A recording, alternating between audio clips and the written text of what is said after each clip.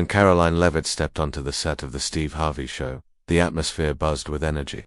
The audience eagerly anticipated the sharpness of behind-the-scenes White House stories, and the charm of a young politician making history. Steve, with his signature smile, was ready to lead with his humor and open heart. But the moment Karoline sat down, her eyes inadvertently caught the glint of the cross on Steve's chest, and everything paused. Space, breath, meaning. What started as a casual interview was about to become something deeper. In the next few minutes, Steve Harvey wouldn't be the one asking questions, he'd be the one trying to hold back tears. What Karoline was about to say would change everything, and it began with an unexpected statement. "Steve, I want to tell you something I've never shared with anyone on television before." Steve Harvey stepped onto the stage with his trademark smile, a sleek gray suit hugging his frame, and a stack of question cards in hand. The audience erupted in applause, cheers echoing through the studio.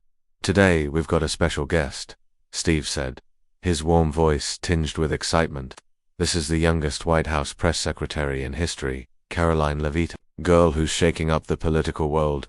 The applause roared again as Karoline appeared, her elegant blue suit accentuating her figure, blonde hair neatly tied back, and a bright smile on her face, though a hint of tension lingered in her eyes. Steve looked at her, teasing, "This kid works at the White House. At her age, I was still figuring out how to hold a mic." The audience burst into laughter, a light-hearted vibe filling the studio. The stage lights softened as Steve leaned toward Karoline, his smile still present but his eyes sharper, as if eager to dig into the story of the young woman before him. The audience quieted, applause giving way to curiosity. Steve tapped his question cards lightly on his knee and said, "Karoline, you're the youngest White House press secretary in history. I mean, it sounds like a Hollywood movie. How do you step into that world full of older folks and all that pressure?" Karoline gave a small laugh, a mix of confidence and humility. "Steve, I grew up in a small town where my family sold ice cream and old trucks. I never thought I'd be sitting in the White House, but I love a challenge, and I believe if you work hard, you can change things no matter your age." Her voice was strong, yet there was something genuine and relatable, as if she were chatting with an old friend. Steve nodded, his hand unconsciously touching the cross on his chest. "I like that spirit. But hold on, I've got to ask, what about being a mum? I heard you just had a little boy, right? How do you balance raising a kid and running a whole press team at the White House?" He tilted his head, his eyes curious yet empathetic, as if recalling his own hectic days raising 7 kids. Karoline laughed louder this time, a touch of shyness in it. "It's definitely a challenge. My son Nico is tiny, just a few months old. Some days, I'm meeting with the president's team, then home changing diapers at midnight. But I love both roles.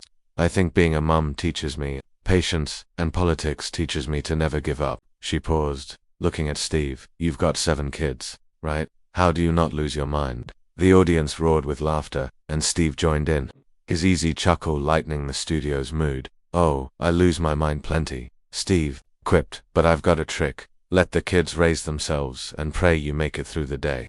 He winked at the crowd, then got serious. "But for real, Karoline, I admire you. Being a mom is tough. Working at the White House is tougher, and you're so young. There's got to be some pressure, right?" Karoline nodded, her eyes briefly darkening. "Yeah, Steve, I get a lot of criticism. People say I'm too young, inexperienced, that a girl like me doesn't belong in politics. Sometimes, I wonder if I'm enough. But then I remember, youth isn't a weakness, it's a strength if you know how to use it." She spoke with determination, her hands clenching on her lap for emphasis. Steve listened, his hand brushing the cross again, his thumb grazing its metal surface. He sensed the resilience in her voice, but also a hint of vulnerability, as if she were hiding a bigger story. "I get it," he said, his tone deeper. "I've been told I wasn't good enough, smart enough for anything but comedy. But how do you push past that? What keeps you standing?" Karoline looked at him, her eyes lighting up as if she'd found the right person to confide in. "Steve, that's a big question. And honestly, part of the answer has to do with you." She paused, letting the words hang in the air. The audience began to murmur, and Steve raised an eyebrow, surprised. "Has to do with me? What are you saying?" He leaned closer, his hand leaving the cross, eyes locked on her. She smiled, a smile both gentle and strong. "Let me tell you. One time, I saw you on TV, not comedy, but when you talked about life, about faith, I was in a really dark place then, and you didn't know it, but what you said pulled me out of it." Her voice dropped, thick with emotion, and the stage lights seemed to focus solely on the two of them. Steve sat up straight, his hand unconsciously gripping the question cards. "Wait, are you serious?" he asked, his voice trembling not from doubt but from shock. The audience fell completely silent, sensing the shift in the air. Karoline nodded, her eyes fixed on him. "Dead serious, Steve, and if you give me a few minutes, I'll tell you how it changed me." Steve took a deep breath, the smile fading from his lips, replaced by curiosity mixed with emotion. "All right," he said, his voice warm and low. "I'm listening." He set the cards down, as if knowing from this moment on the interview wouldn't follow any script. Steve Harvey sat still, hands resting lightly on his knees, eyes glued. To Karoline Leavitt his usual grin had faded, replaced by a mix of curiosity and anticipation. The studio audience hushed no more whispers, as if sensing this young woman was about to open an unexpected door. Karoline took a deep breath, her hands clasped tightly in her lap, then began speaking, her voice low but steady. "Steve asked what keeps me standing.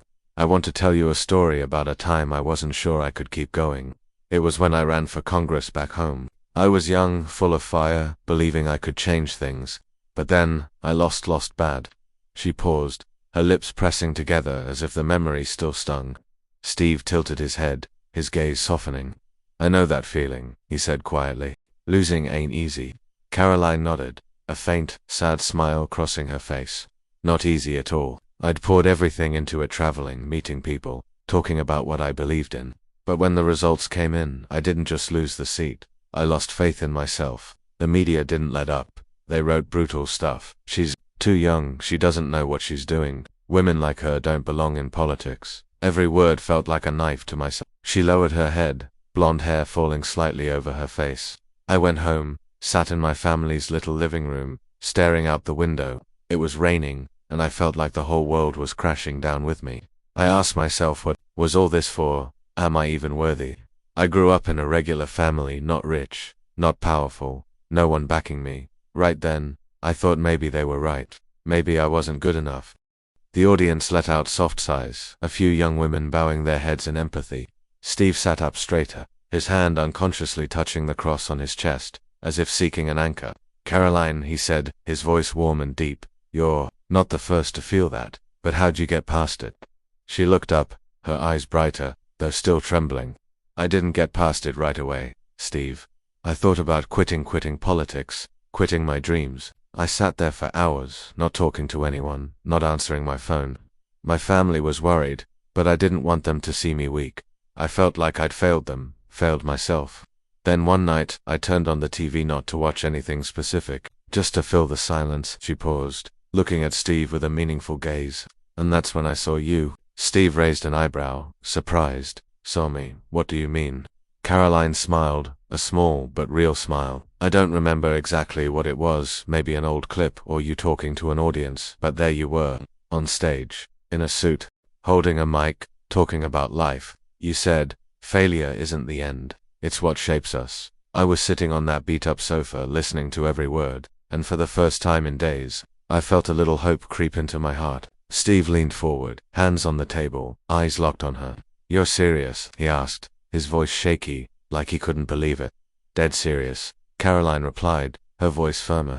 "I don't know when you recorded it, but it hit me right when I needed it most. You said, sometimes, we don't have to be perfect, just keep moving." Back then, I didn't know if I could get back up. I'd lost, been criticized, doubted, but your words were like a light in the dark. Tears streamed down my face not from despair, but because I realized I still had a reason to try. That night, things started to change. The audience was dead silent, some wiping tears, others nodding as her story hit home. Steve looked at her, his eyes softening, the playful vibe gone.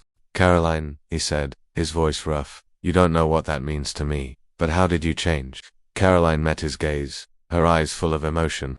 "It gave me the strength to stand up again, Steve. I decided not to let failure define me. I got back to work, joined the president's team, and ended up where I am today. But it all started in that moment with you, with what you said, with the faith you passed on without even knowing." Steve sat still, hand clutching the cross, lips pressed together, as if holding back emotion. "I don't know what to say," he whispered, his voice breaking. Karoline smiled, tears glistening in her eyes. "You don't have to say anything, Steve, because you've already said enough. and I'm here to thank you." Steve Harvey sat quietly, hand gripping the cross, his eyes reflecting a mix of shock and emotion.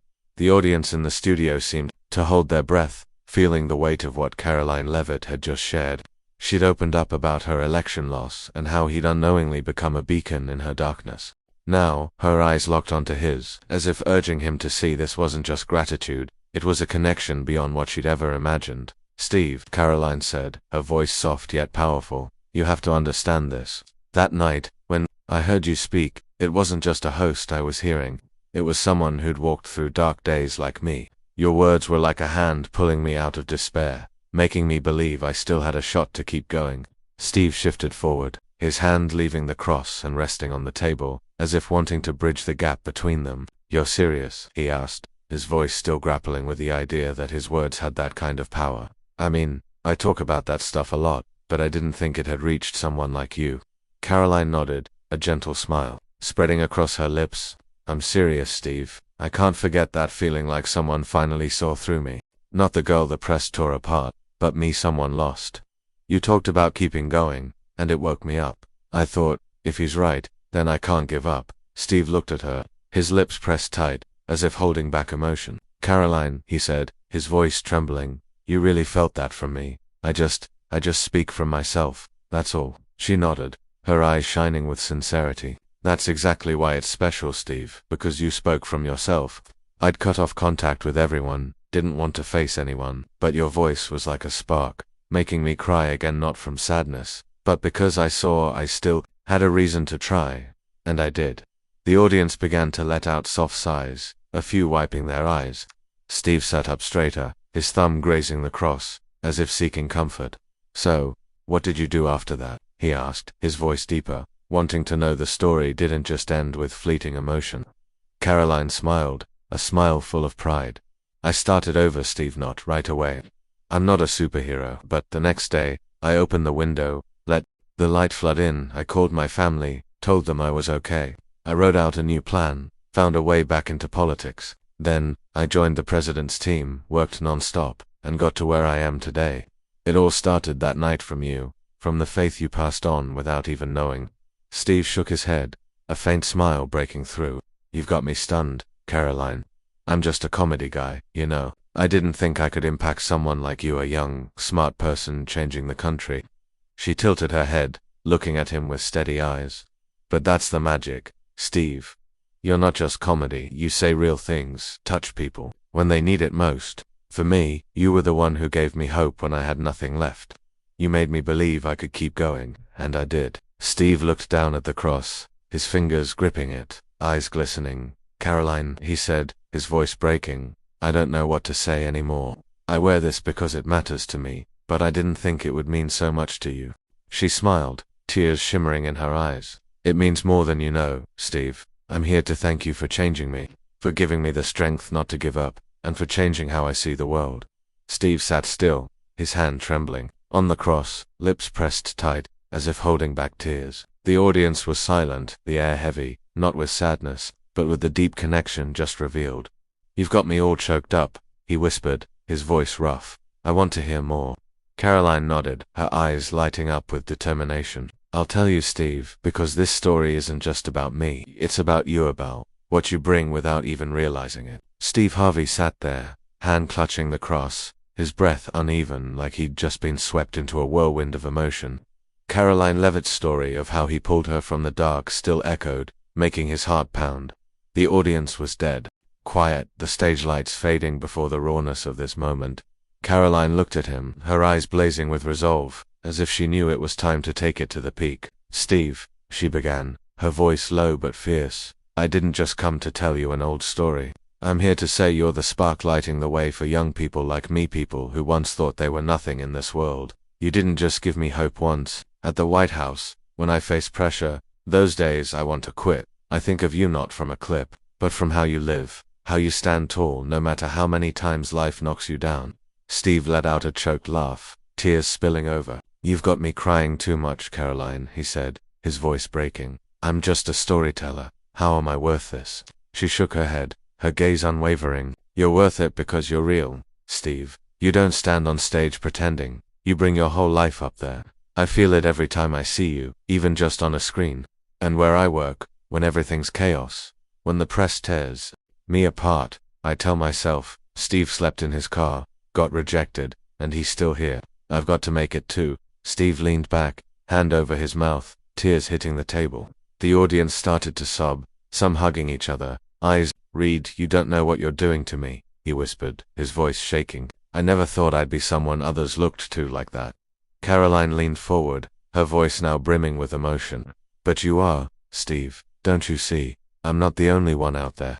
Thousands of young people doubted, pushed aside, don't give up because of you. You don't need to know their names, but they know you. They see you wearing that cross, hear you talk about getting back up, and they believe they can too.